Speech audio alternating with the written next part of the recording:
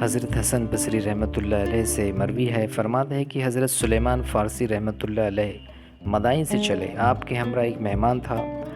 آپ نے جنگل میں ہرنوں کو پھرتے ہوئے دیکھا اور پرندوں کو اڑتے ہوئے دیکھا۔ آپ نے فرمایا، تم میں سے ایک پرندہ اور ایک ہرن جو موٹے ہو میرے پاس آ جائے، کیونکہ میرے پاس ایک مہمان آ گیا ہے، میں اس کا اکرام کرنا چاہتا ہوں۔ چنانچہ دونوں آ گئے۔ اس مہمان نے کہا، سبحان اللہ، کیا یہ ہوائی پرندے بھی آپ کے مسخر ہے؟ حضرت سلیمان رحمۃ اللہ علیہ نے فرمایا کہ تم اس میں تعجب کرتے ہو؟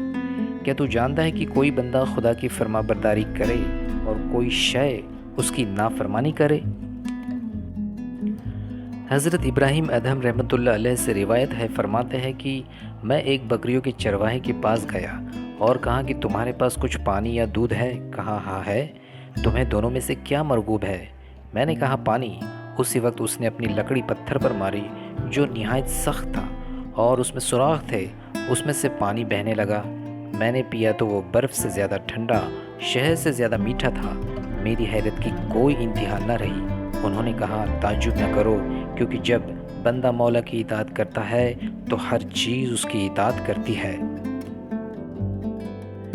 بزرگوں سے مروی ہے، فرماتے ہیں کہ فقراء کی ایک جماعت ایک حبشی کی زیارت کو گئی جو انگور کے باغ کی پاسبانی کرتے تھے اور مقبل ان کا نام تھا۔ میں بھی ان فقراء کے ہمراہ ہو لیا۔ ہم ایک بینگن کے کھیت پر پہنچے تو اس کھیت میں حبشی کھڑے نماز ادا کر رہے تھے۔ ہم سلام کر کے بیٹھ گئے۔ انہوں نے سلام پھیر کر ایک ہتھیلی نکالی جس میں خشک روٹی کے ٹکڑے اور معمولی نمک تھا۔ ہم سے کہا، کھاؤ۔ ہم کھانے لگے اور کچھ لوگ آپس میں کرامت اولیاء کا تذکرہ کرنے لگے۔ وہ صاحب بالکل خاموش تھے۔ بعض فقراء نے کہا کہ اے مقبل، ہم آپ کی زیارت کو آئے ہیں اور آپ کچھ بات ہی نہیں کرتے۔ کہا، میں کیا کہوں اور میرے پاس کیا ہے جس کی خبر دوں؟ البتہ میں ایک ایسے شخص کو جانتا ہوں کہ اگر اللہ سے سوال کرے کہ ان بینگنوں کو سونا بنا دے تو اللہ تعالیٰ سونا بنا دے گا۔ راوی کہتے ہیں کہ وہ شخص ابھی یہ کلام پورا بھی نہ کر پایا تھا کہ سارے بینگن سونا بن گئے۔ ایک شخص نے کہا، اے مقبل، ان میں سے سونے کا کوئی پیڑ کوئی شخص اکھاڑ بھی سکتا ہے؟ انہوں نے کہا، تو اکھاڑ لے۔ چنانچہ اس نے ایک پیڑ جڑ سے اکھاڑ لایا جو بالکل سونے کا تھا۔ اس میں سے ایک چھوٹا بینگن اور چند پتے گرے جس کو میں نے اٹھا لیا اور وہ ابھی تک میرے پاس ہے۔ پھر مقبل نے 2 رکعت نماز پڑھ کر دعا کی، ان بینگنوں کو اپنی اصلی صورت کی طرف لوٹا دے۔ ویسا ہی ہو گیا اور اکھڑے ہوئے پیڑ کی بجائے دوسرا ایک پیڑ بھی لگ گیا۔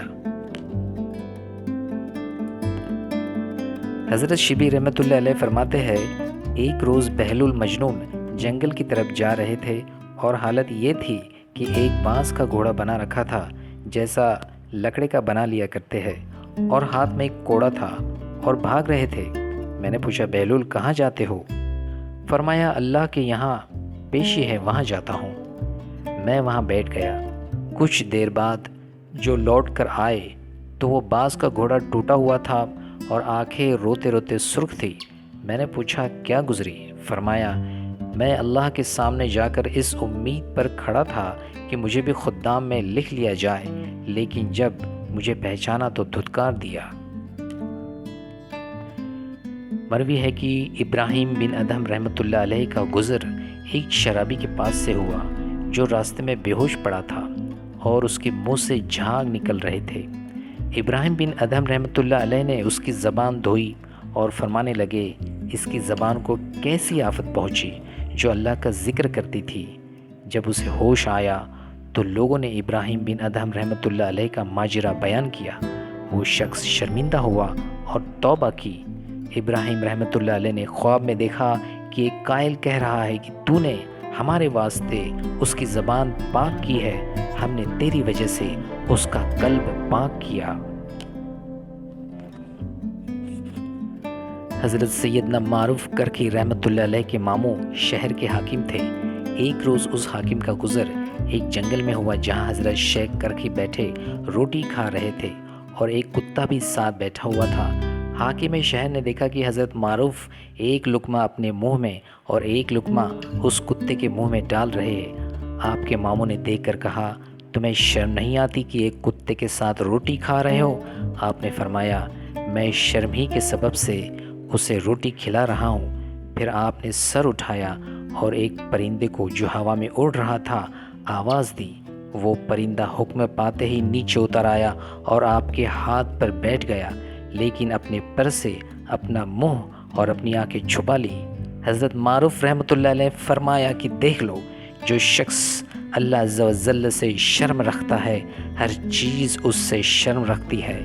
آپ کے ماموں نے یہ شان دیکھی تو بڑا شرمندہ ہوئے۔